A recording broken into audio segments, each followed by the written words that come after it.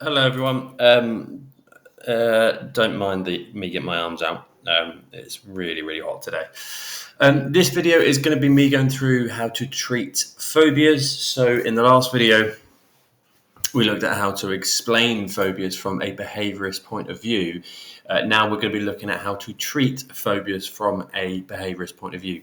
Can you treat phobias biologically, like with drugs, for example? Yes, anti-anxiety drugs like benzos or beta blockers. Can you treat phobias from a cognitive point of view? Absolutely. A humanist point of view? Absolutely. So we are going to specifically only be looking at behavioral treatments of phobias. Apologies if you have some certain phobias. You may just want to close your eyes and listen to what I'm saying. If you are arachnophobic, you probably have seen the spider on the screen. There's a clown in here as well, which is the worst phobia. So let's start. This is a question that probably has already been answered, but again, it's probably quite useful to have a look at this because it's maybe going to give us a clue how to treat it. What is a phobia? It's an exaggerated fear of something, right? So an object, situation. Interestingly, it doesn't necessarily have to be an object. It's not limited to objects or situations. You can have I have had students before who have had a phobia of death, for example. That's not an object. That's not necessarily a situation. So you need to bear that in mind later on. In terms of behaviorism, it is a learned response to a stimulus. So you've been frightened of something, you've been traumatized about something, and then you've learned to try avoid that, right? So what we're going to be looking at today is essentially how you unlearn your phobia. If behaviorism thinks you learned the phobia in the first place, the behaviorist treatment is simply to relearn the behavior. And in this case, you sort of tape over your phobia, if you will. So, Little Albert. Little Albert is absolutely the piece of research you need to know for this. You do need to understand what the unconditioned stimulus is, and that leads to initially the unconditioned response of fear, for example, but when you combine the noise and the rat together, eventually the rat becomes the conditioned stimulus. And remember what I said in the last video, the conditioned stimulus always has a conditioned response. Okay, so Little Albert, that was conducted by Watson and Rayner, I think in the 20s maybe. This is a really, really useful piece of research.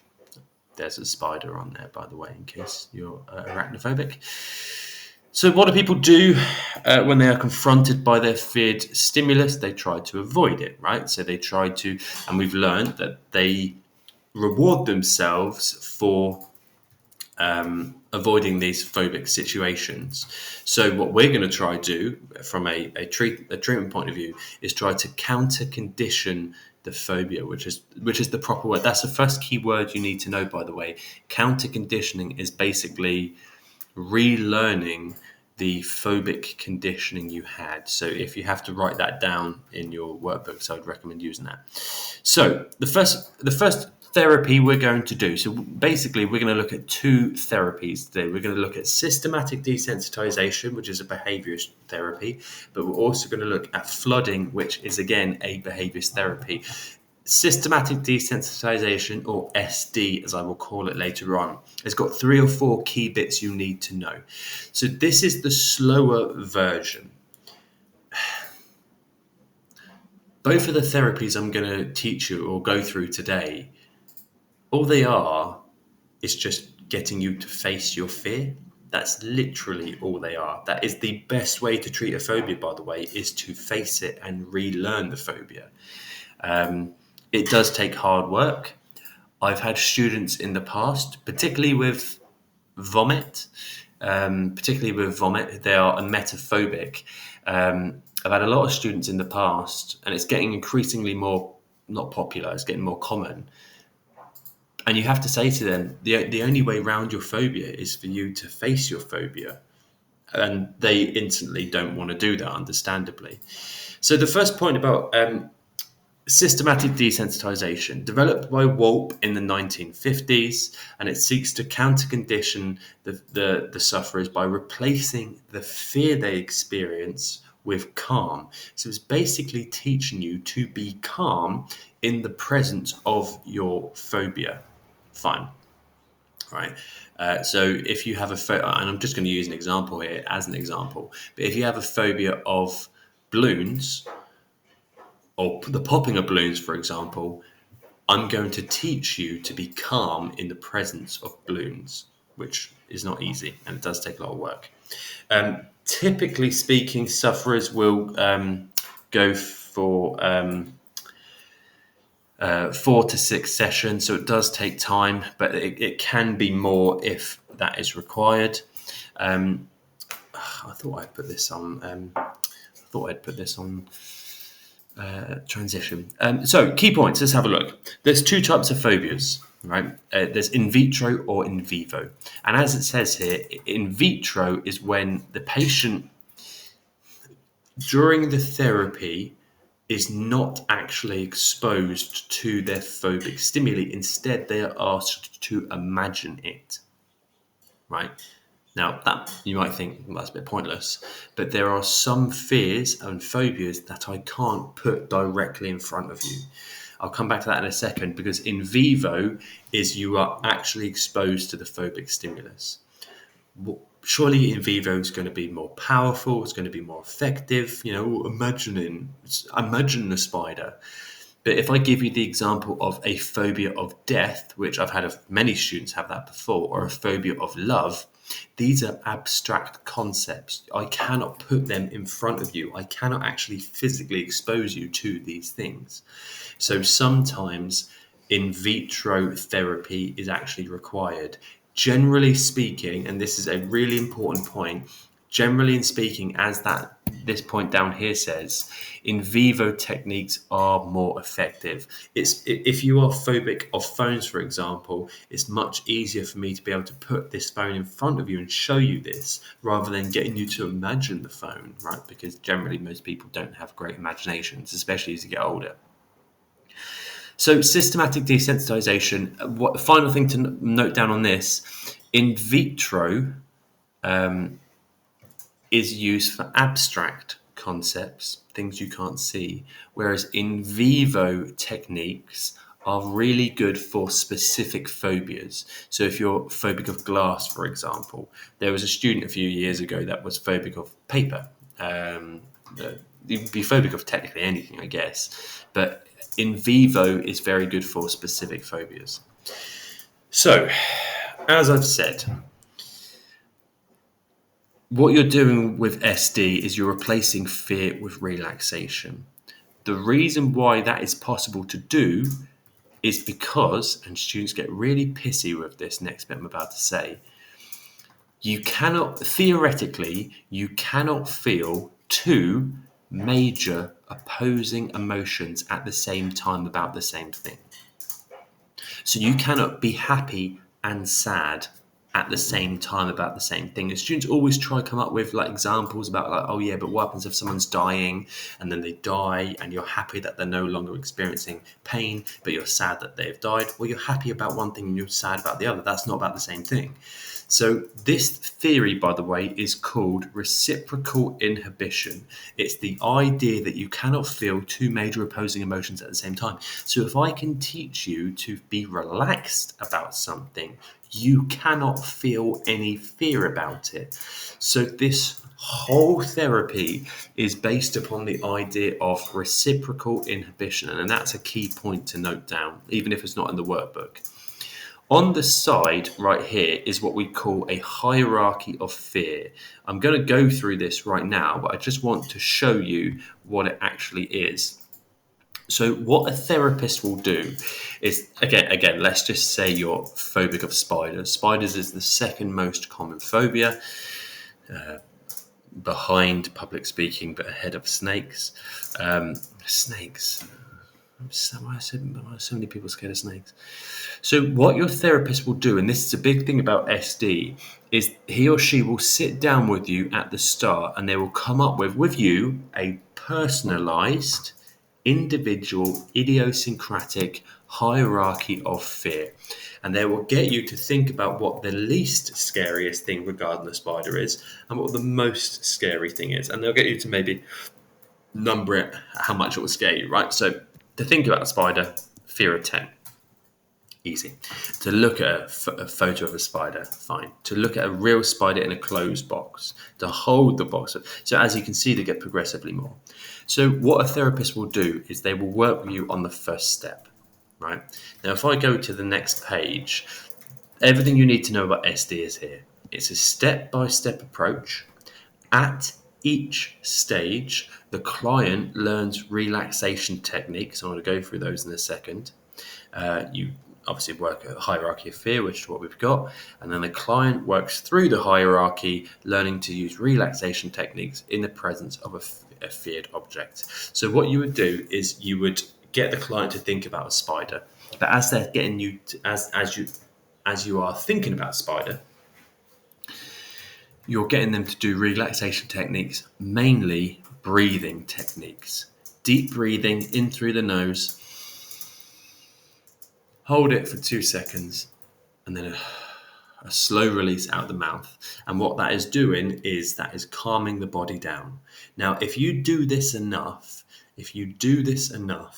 eventually what is going to happen is you're going to start associating the spider, not with fear anymore, but with relaxation.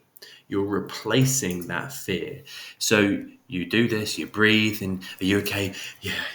Right, okay. Let's move on to the next one.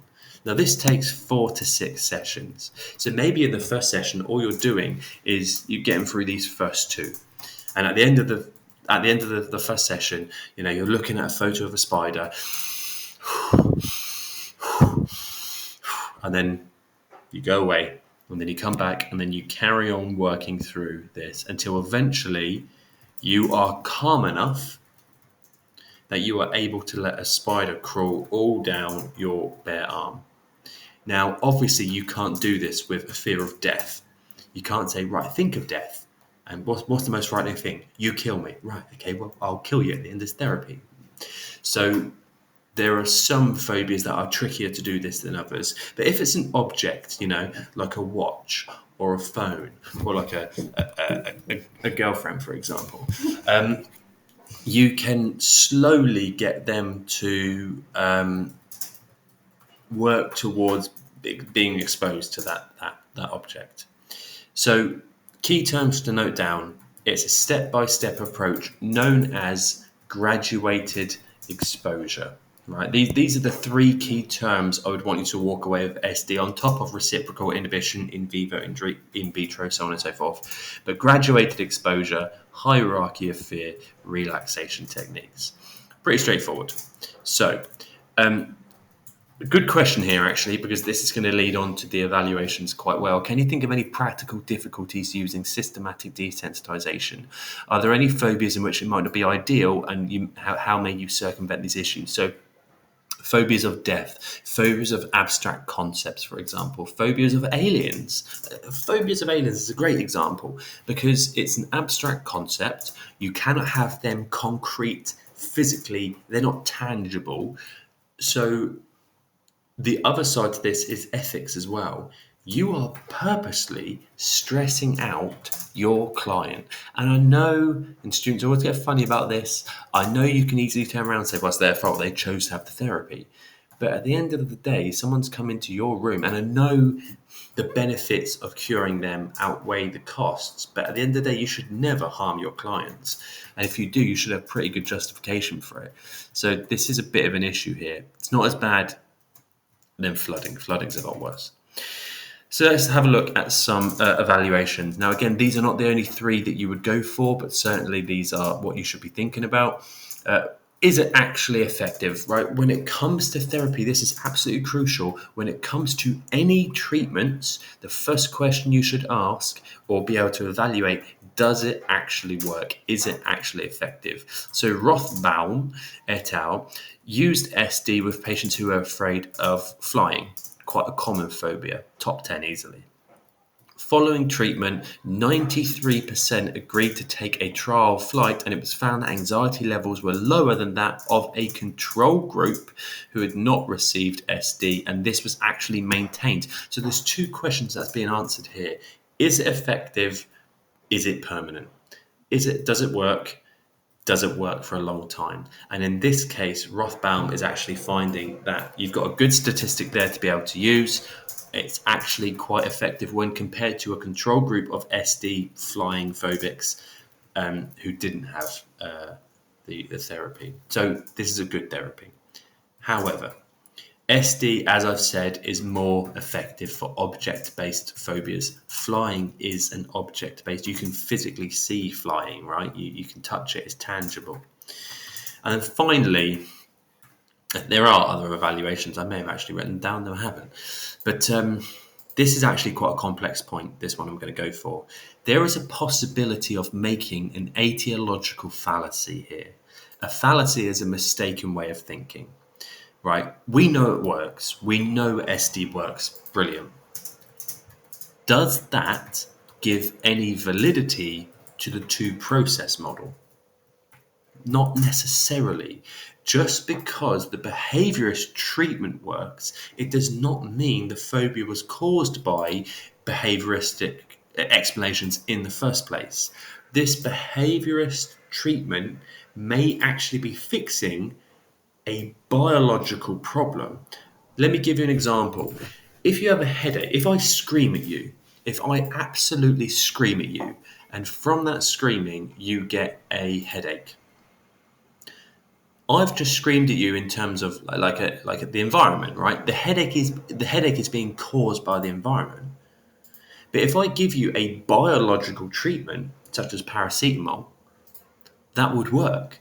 So the biological treatment is fixing the environmental issue, or the headache was caused by the environment. So just because, and this is a complex point, so if you don't get this first time round, don't worry. But if you do get this is a really, really good point to use for any treatment. Just because the behaviourist treatment works, and we know it does not actually give any credibility to the behaviourist explanations. That would be an etiological fallacy to think that it should have credit. And if you want to see this written in an actual point, you may want to pause the video because I'm not going to read this out for you. But I've written a full point here about systematic desensitisation and how SD could be subject to the etiological fallacy or an etiological fallacy in determining the validity of the two-process model. So it's a good point to be able to use. Now, I said there's two therapies. That's the first one. The second one's a lot shorter. The second one is about flooding. Flooding is basically where you go straight to the top of the hierarchy of fear. You don't have any of this graduated exposure nonsense. You don't have this step by step, you literally throw somebody into the deep end. And that would be flooding them with their phobia. Belle is chasing something. So, phobias. This technique involves exposing the patient to their phobia, but there is no build-up to it. It's straight to the top. Clients are exposed to the most fearful scenario with a view, and why do you do this? With a view to overwhelm and normalize the fear response. The most common phobia in the UK, at least according to research when I was at uni, was a phobia of public speaking, right? And you see this in your classes. If I were to get just you, up to the front of the class to do a presentation, I'd say 95% of you would have a biological reaction to that. You would have a phobic reaction to that. Your heart would start pumping. You start going red. You start stumbling over your words, for example. You start sweating. You start having a fight or flight response. 5% of you are attention seekers and you love it and you really go, that's basically what I am. But 95% of you would have a phobic reaction. But after 5 minutes, what happens is your body realizes there's no threat. Your body realizes that there's no need for you to be scared, and it calms you down. All of a sudden, you're stood in front of the class and you're walking around. Maybe your voice gets a bit more steady and stable. That's flooding. That is essentially flooding, and all of you next year will be doing presentations. So yeah, get used to that, by the way. So each session is typically longer than SD, so maybe 1.5, maybe 2 hours, but there are fewer sessions that are needed because you go straight to the top. So it's an overwhelming of the fear response coupled with the cognitive realization that the fear is not actually going to hurt you. So if I put a couple of spiders on you, for example, first you're going to be very tense, for example, but then after a while the spiders don't bite. And obviously I would get spiders that don't bite. I'm not going to put bitey spiders on you, false widows or black widows. After a while, adrenaline and anxiety levels return to baseline and the client can realize the irrationality. Now, this takes more commitment. Imagine if you have a thing that you're actually phobic about and I go, right, and I pushed you straight into that. You have to be seriously committed. You cannot have heart problems. You probably shouldn't be an old person. You have to really be committed. Flooding is also known as implosion therapy. So that pretty much is it, to be honest. That pretty much is it. The point is to try achieve exhaustion, where the body cannot no longer maintain that fight or flight response, and it will eventually calm down. That is pretty much it. And again, the reason why this is behaviourist, by the way, you're just associating. You're just associating. You're trying to tape over that phobia with a fear, with a feeling of calm. If I were to get you to do a presentation, most of you wouldn't like it, don't get me wrong, but you would be fearful at first, but after a while, you would be calm. You would be calm. And I know there's always some students out like, no, I'd just start laughing. You probably wouldn't. That did happen to one student. She couldn't stop laughing for some reason. Beth, her name was. In terms of evaluations, they're relatively straightforward. There's a piece of research down the bottom. Yes, it is quite unethical. It does require less sessions. Generally speaking, by the way, it is more cost effective than systematic desensitization because it requires less sessions. Now, that is something that's quite important given that a lot of these therapies are free on the NHS and the taxpayer pays for them. So if you've got something that is cheaper, but it works just as well, flooding, you're going to do that, right? Systematic desensitization, it does actually cost a bit more money to get the same outcome. So what's the point? So that's quite an important comparative point that you may want to use. That is pretty much it. There are a couple of questions here. You may get asked to, this is quite a simple question just here, 16 marks, outline and evaluate the behavioural approach to treating phobias. Or you may get asked an AO2 about it, and this is something you may get asked. You may get asked to do a hierarchy of fear about any object. Sarah has a fear of cats. I want to go grab Bella, but I don't know where she is. Don't worry. You would then have to say how Sarah's phobia could be treated using systematic desensitization. You may have to create a hierarchy of fear for cats. So you look at a picture of a cat, all the way up to you bathe in cats. If that would probably be the most fearful thing. So that's it. This is a relatively straightforward bullet point, right? From now on in psychopathology, it does get a lot harder. Depression and OCD are much more complex, both in explanations and treatments than phobias. But I hope that was useful. Peace out.